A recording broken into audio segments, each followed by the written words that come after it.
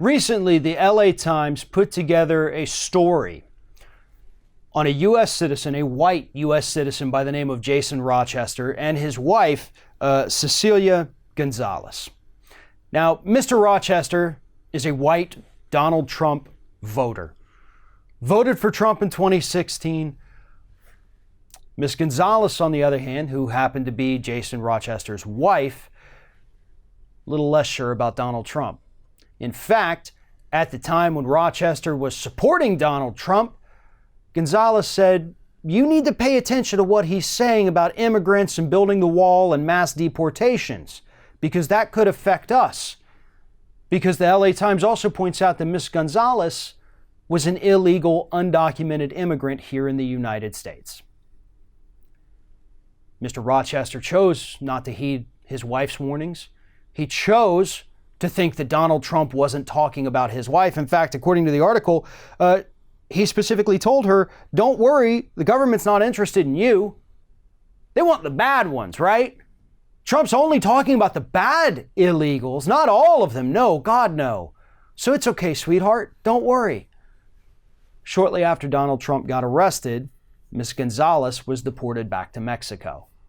And at the time, the two who are married, had a child, young son by the name of Ashton. So, for 16 months now, father on one side of the border in Atlanta, mother down in Mexico, and she's having to parent via Skype because she doesn't get to see her son. At one point, they did go down there and travel to visit her and see her and be a family for a few moments. And that's when they discovered that Ashton, the young son, had kidney cancer. So, son has to have his kidney removed, go through chemo. He's in remission, thank God. All while his mother is in another country, denied re-entry back into the United States because they have tried. And Mr. Rochester, who says he's, becoming an immigration advocate almost, still won't admit that he made a mistake voting for Donald Trump. That's the moral of the story. In fact, that's one of the closing lines of the story. He doesn't know if it was a mistake. He doesn't necessarily think it's a mistake. Dude, your family got ripped apart. Your family got ripped apart. You were conned. You were duped because you said, "Oh, they're only worried about the bad ones. Just the bad ones." No, let me explain it to you in very clear words, Mr. Rochester. Any non-white person are the bad ones to these people. Any non-white person. Those are the bad ones, at least according to Trump and his supporters.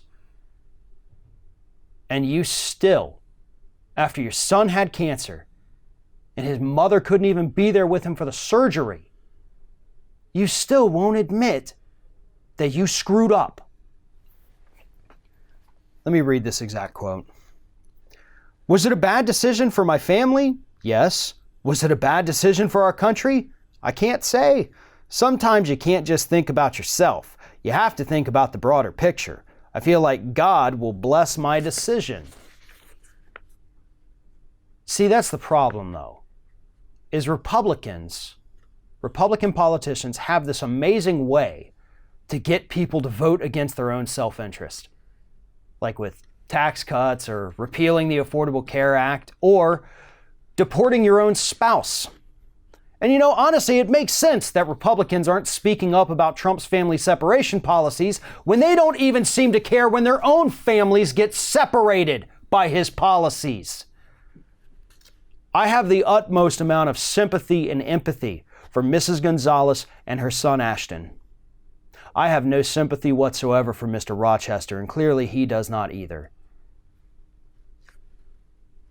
The crime that Mrs. Gonzalez committed, coming here into the United States illegally, that is a victimless crime. She had never been arrested, never broke the law. She was living here as a stay-at-home mother, legally married here in the United States, taking her son to school. Prior to that, she actually did work as a maid in a hotel. So she was contributing to the economy here in the United States, paying school taxes, property taxes, all of that. And yet she was still deported because of Donald Trump and his policies. They didn't want to give her a second chance. They didn't want to say, well, hold up, she is married now, let's go. Nope, you're gone.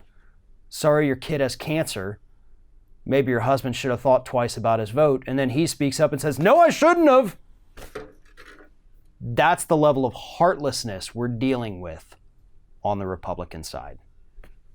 Thanks for watching, everybody. And don't forget, if you like what you see here, like, comment, share, and subscribe to our channel. And now you can also become a member of Ring of Fire and get exclusive early access to certain Ring of Fire videos all throughout the week. Just click on the little join button right below the video.